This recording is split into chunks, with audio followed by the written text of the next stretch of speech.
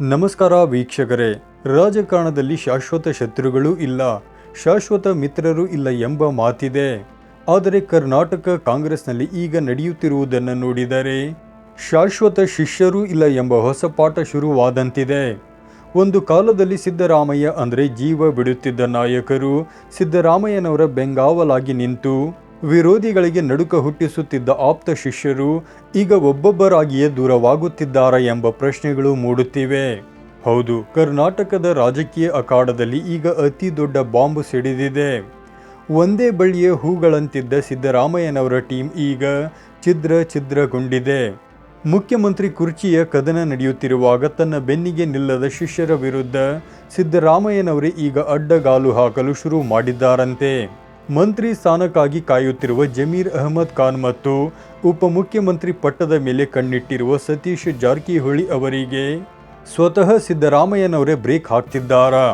ಶಿಷ್ಯರ ಸ್ಥಾನಗಳಿಗೆ ಅಡ್ಡಗಾಲು ಹಾಕಲು ತೆರೆಮರೆಯಲ್ಲಿ ನಡೆಯುತ್ತಿರುವ ಆ ಬೃಹತ್ ಕಸರತ್ತು ಏನು? ಇವತ್ತಿನ ಈ ವಿಶೇಷ ವರದಿಯಲ್ಲಿ ನಾವು ಸಿದ್ದು ಪಾಳ್ಯದ ಒಳಗಿನ ಅಸಲಿ ಯುದ್ಧದ ಕಂಪ್ಲೀಟ್ ಕಥೆಯನ್ನು ನಿಮ್ಮ ಮುಂದೆ ಇಡ್ತೀವಿ. ಹೀಗಾಗಿ ವಿಡಿಯೋವನ್ನು ಮಿಸ್ ಮಾಡದೆ ಕೊನೆಯವರೆಗೂ ನೋಡಿ. ಅಹಿಂದ ಸಾರಥಿಯ ಶಿಷ್ಯ ಪಡೆ ಮತ್ತು ಆ ಹಳೆಯ ಸ್ನೇಹ. ವೀಕ್ಷಕರೇ, ನಾವೀಗ ಸ್ವಲ್ಪ ಹಿಂದಕ್ಕೆ ಹೋಗೋಣ. ಸಿದ್ದರಾಮಯ್ಯನವರು ಅಹಿಂದ ಚಳುವಳಿಯ ಮೂಲಕ ರಾಜ್ಯದಲ್ಲಿ ಭರ್ಜರಿ ಅಲೆ ಸೃಷ್ಟಿಸಿದಾಗ ಅವರ ಬೆನ್ನಿಗೆ ಭದ್ರವಾಗಿ ನಿಂತವರು ಸತೀಶ್ ಜಾರಕಿಹೊಳಿ. ಸಿದ್ದರಾಮಯ್ಯನವರನ್ನು ಒಬ್ಬ ನಾಯಕನನ್ನಾಗಿ ಬೆಳೆಸುವಲ್ಲಿ ಜಾರಕಿಹೊಳಿ ಕುಟುಂಬದ ಪಾತ್ರ ದೊಡ್ಡದಿದೆ. ಇನ್ನು ಜಮೀರ್ ಅಹಮದ್ ಖಾನ್ ಅವರ ವಿಷಯಕ್ಕೆ ಬಂದರೆ, ಸಿದ್ದರಾಮಯ್ಯ ನಮ್ಮ ನಾಯಕರು ಎಂದು ಬಹಿರಂಗ ವೇದಿಕೆಗಳಲ್ಲೇ ಘೋಷಿಸಿಕೊಂಡು ಬಂದವರು ಜಮೀರ್. ಘಟಾನುಘಟಿ ನಾಯಕರನ್ನು ತನ್ನ ಟೀಮ್ನಲ್ಲಿ ಇಟ್ಟುಕೊಂಡಿದ್ದ ಸಿದ್ದರಾಮಯ್ಯ ಸಂಪುಟದಲ್ಲಿ ತಮ್ಮದೇ ಆದ ಒಂದು ಸ್ಟ್ರಾಂಗ್ ಮೆಸೇಜ್ ಕಳಿಸುತ್ತಿದ್ದರು. ಆದರೆ ಕಾಲ ಬದಲಾಗಿದೆ.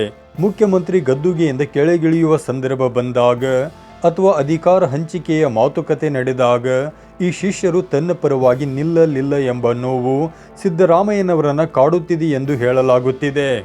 ಅದಕ್ಕಾಗಿಯೇ ಇವತ್ತು ಜಮೀರ್ ಮತ್ತು ಸತೀಶ್ ಜಾರಕಿಹೊಳಿ ಅವರ ಮುಖವನ್ನು ನೋಡಲು ಸಿದ್ದರಾಮಯ್ಯ ಇಷ್ಟಪಡುತ್ತಿಲ್ಲ ಎಂಬ ಮಾತುಗಳು ರಾಜಕೀಯ ಮೊಗಸಾಲಿಯಲ್ಲಿ ಕೇಳಿ ಬರುತ್ತಿವೆ. ಜಮೀರ್ ಅಹಮದ್ ಖಾನ್ ನಾಯಕ ಮತ್ತು ಗುರುಗಳ ನಡುವೆ ಸಂಘರ್ಷ. ಈಗ ಜಮೀರ್ ಅಹಮದ್ ಖಾನ್ ಅವರ ಕಥೆಯನ್ನು ನೋಡಿ.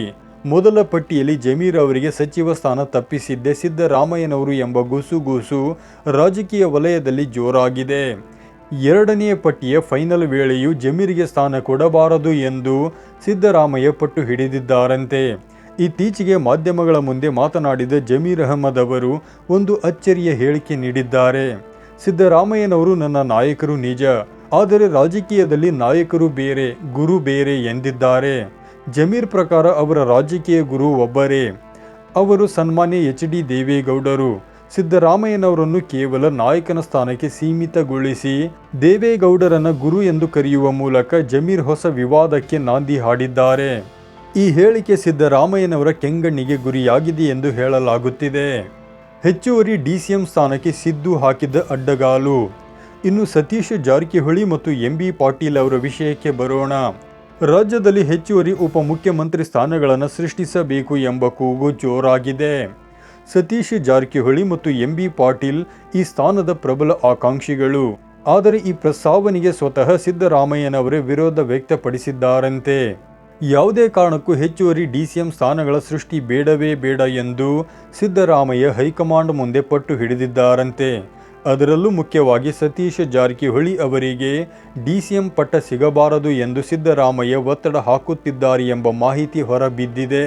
ತನ್ನ ಪರವಾಗಿ ನಿಲ್ಲದ ಶಿಷ್ಯರಿಗೆ ಯಾವುದೇ ಪ್ರಮುಖ ಸ್ಥಾನ ಸಿಗದಂತೆ ನೋಡಿಕೊಳ್ಳುವ ಮೂಲಕ ಸಿದ್ದರಾಮಯ್ಯ ಸೇಡು ತೀರಿಸಿಕೊಳ್ಳುತ್ತಿದ್ದಾರಾ ಎಂಬ ಪ್ರಶ್ನೆ ಈಗ ಎಲ್ಲರನ್ನೂ ಕಾಡುತ್ತಿದೆ. ಸಂಪುಟ ವಿಸ್ತರಣೆ ವಿಳಂಬಕ್ಕೆ ಅಸಲಿ ಕಾರಣವೇನು?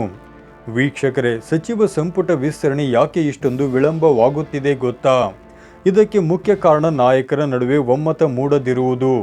ಸಿದ್ದರಾಮಯ್ಯನವರು ತಮ್ಮದೇ ಆದ ಶೇಷ ಪಡೆಯನ್ನು ಕಟ್ಟಿಕೊಂಡಿದ್ದರು, ಆದರೆ ಈಗ ಆ ಪಡೆ ಛಿದ್ರವಾಗಿದೆ. ತಮ್ಮ ಶಿಷ್ಯರ ಸ್ಥಾನಮಾನಗಳ ಬಗ್ಗೆ ಸಿದ್ದರಾಮಯ್ಯ ತೋರುತ್ತಿರುವ ಉದಾಸೀನತೆ ಮತ್ತು ಅಡ್ಡಗಾಲು ಹಾಕುವ ತಂತ್ರದಿಂದಾಗಿ ಪಟ್ಟಿ ಫೈನಲ್ ಆಗಲು ಸಾಧ್ಯವಾಗುತ್ತಿಲ್ಲ. ಜಾರಕಿಹೊಳಿ ಅವರು ತಮಗೆ DCM ಸ್ಥಾನದ ಬಗ್ಗೆ ಯಾವುದೇ ಮಾಹಿತಿ ಇಲ್ಲ ಎಂದು ಮೇಲ್ನೋಟಕ್ಕೆ ಹೇಳುತ್ತಿದ್ದರೂ ಪಕ್ಷದ ನಿರ್ಧಾರಕ್ಕೆ ಬದ್ಧವಿರುವುದಾಗಿ ತಿಳಿಸಿದ್ದಾರೆ. ಆದರೆ ಒಳಗೊಳಗೆ ಅಸಮಾಧಾನದ ಜ್ವಾಲಾಮುಖಿ ಉರಿಯುತ್ತಿದೆ. ಸಿದ್ದರಾಮಯ್ಯನವರ ಈ ಧೋರಣೆ ಕಾಂಗ್ರೆಸ್ ಪಕ್ಷಕ್ಕೆ ಮುಂಬರುವ ಚುನಾವಣೆಗಳಲ್ಲಿ ಹಿನ್ನಡೆ ತರುತ್ತಾ ಎಂಬ ಆತಂಕವು ಕಾರ್ಯಕರ್ತರಲ್ಲಿ ಮನೆ ಮಾಡಿದೆ. ಸಿದ್ದರಾಮಯ್ಯನವರು ಸದ್ಯಕ್ಕೆ ಚುನಾವಣಾ ರಾಜಕಾರಣಕ್ಕೆ ನಿವೃತ್ತಿ ಘೋಷಿಸುತ್ತೇನೆ ಎಂದು ಹೇಳುತ್ತಿದ್ದಾರೆ. ಇದು ಅವರ ವೈಯಕ್ತಿಕ ನಿರ್ಧಾರವೋ ಅಥವಾ ಪಕ್ಷದ ಮೇಲಿನ ಒತ್ತಡವೋ ಗೊತ್ತಿಲ್ಲ. ಆದರೆ ಅವರು ಹೋದ ನಂತರ ಕಾಂಗ್ರೆಸ್ ಗತಿ ಏನು ಎಂಬ ಪ್ರಶ್ನೆ ಇಡೀ ರಾಜ್ಯಕ್ಕೆ ಕಾಡುತ್ತಿದೆ. ಒಂದೇ ಬಳ್ಳಿಯ ಹೂಗಳಂತಿದ್ದ ಈ ನಾಯಕರು ಮತ್ತೆ ಒಂದಾಗುತ್ತಾರಾ ಅಥವಾ ಸಿದ್ದರಾಮಯ್ಯನವರ ಈ ಅಡ್ಡಗಾಲು ರಾಜಕೀಯ ಹೊಸ ನಾಯಕರ ಉದಯಕ್ಕೆ ದಾರಿಯಾಗುತ್ತಾ? ವೀಕ್ಷಕರೇ, ನಿಮ್ಮ ಪ್ರಕಾರ ಸಿದ್ದರಾಮಯ್ಯನವರು ತಮ್ಮ ಶಿಷ್ಯರಿಗೆ ಸ್ಥಾನ ತಪ್ಪಿಸುತ್ತಿರುವುದು ಸರಿಯೇ? ಜಮೀರ್ ಮತ್ತು ಸತೀಶ್ ಜಾರಕಿಹೊಳಿ ಅವರ ಈ ಬದಲಾದ ನಡೆಯ ಬಗ್ಗೆ ನಿಮಗೇನನ್ನಿಸುತ್ತೆ? ಕಮೆಂಟ್ ಮಾಡಿ ನಮಗೆ ತಿಳಿಸಿ. ವಿಡಿಯೋ ಇಷ್ಟವಾಗಿದ್ದರೆ ಲೈಕ್ ಮಾಡಿ, ಶೇರ್ ಮಾಡಿ ಮತ್ತು ನಮ್ಮ ಚಾನಲ್ಗೆ ತಪ್ಪದೆ ಸಬ್ಸ್ಕ್ರೈಬ್ ಆಗಿ. ಧನ್ಯವಾದಗಳು.